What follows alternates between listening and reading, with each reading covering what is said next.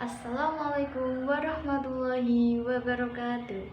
Perkenalkan, nama saya Dika Dwi Khairunisa dari jurusan Bimbingan Konseling Islam Fakultas Usuluddin Adab dan Dakwah IAIN Tulung Agung. Nah, pada kesempatan kali ini saya akan menyampaikan sebuah materi untuk memenuhi tugas mata kuliah konseling lintas budaya. Nah, materi tersebut mungkin sangat menarik. Materi itu membahas tentang kepemimpinan. Oke, langsung mulai saja ya. Kepemimpinan. Kita mulai dari pengertian kepemimpinan itu ya.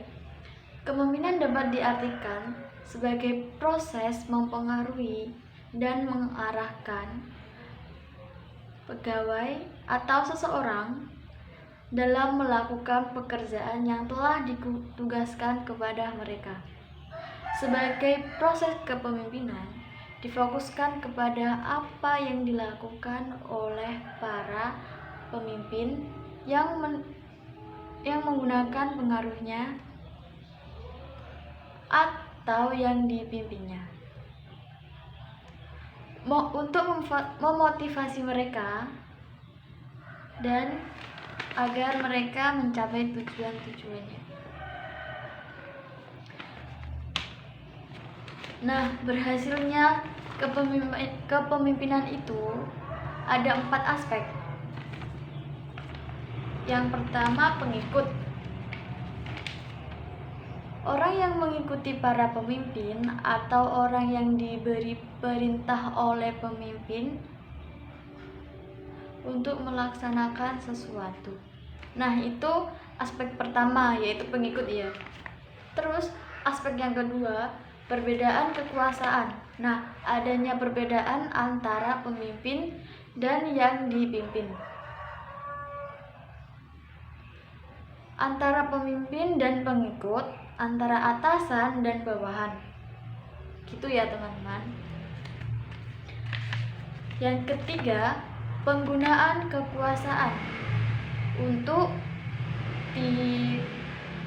nilai logis bahwa pemimpin memiliki kekuasaan lebih untuk dapat mempengaruhi para pengikut atau pegawainya.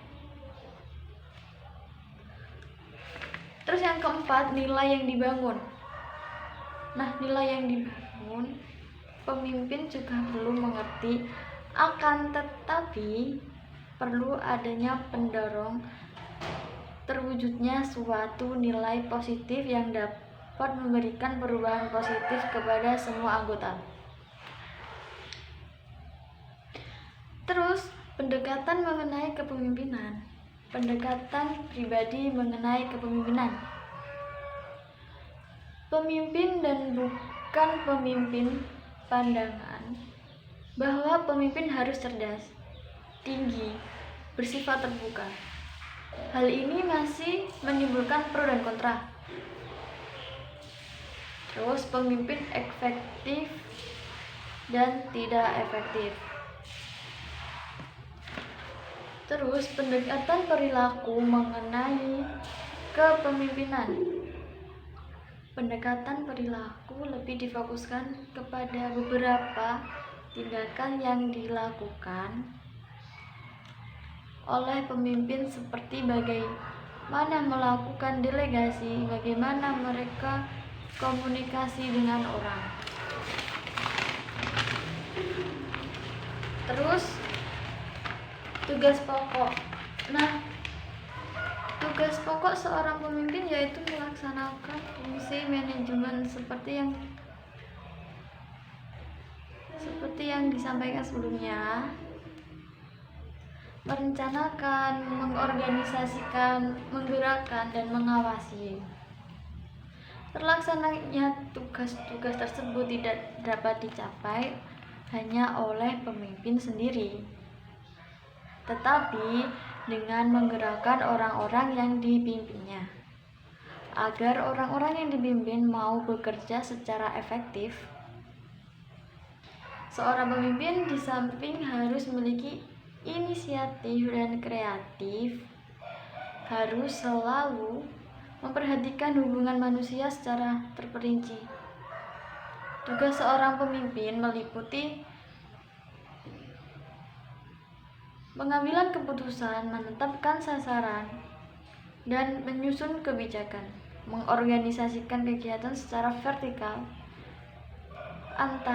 antara bawahan dan atasan, maupun secara irasional antara bagian atau unit, serta memimpin dan menguasai pelaksanaan. Fungsi kepemimpinan. Fungsi kepemimpinan adalah usaha mempengaruhi dan mengarahkan ke karyawan untuk bekerja keras, memiliki semangat tinggi dan motivasi tinggi guna mencapai tujuan organisasi. Nah, selain itu, fungsi kepemimpinan yang hakiki adalah selalu menentukan arah yang akan ditempuh dalam usaha untuk mencapai tujuan. Sebagai wakil dan juru bicara organisasi dalam hubungan dengan pihak luar, sebagai komunikator yang efektif, sebagai indikator yang efektif, rasional, objektif, dan netral. Nah, pemimpin itu harus netral. Fungsi pokok kepemimpinan: memberikan kerangka pokok yang jelas dan dapat dijadikan pegangan oleh anggota. Nah, itu pemimpin harus membuat kerangka yang jelas agar para anggotanya itu bisa memegang kerangka pokoknya itu. Gitu ya. Terus mengawasi, mengendalikan, dan menyalurkan perilaku anggota yang dipimpin. Terus bertindak sebagai wakil kelompok dalam berhubungan di dunia luar. Fungsi pokok kepemimpinan adalah menjalankan wewenang kepemimpinan, yaitu menyediakan suatu sistem komunikasi, memelihara kesadaran bekerja sama, dan menjamin kelancaran serta keutuhan organisasi atau perusahaan. Nah, cukup segitu dulu ya. Nanti bisa kita lanjutkan di lain waktu. Terima kasih. Mohon maaf bila ada salah-salah kata dan tingkah laku yang tidak mengenakan. Wassalamualaikum warahmatullahi wabarakatuh.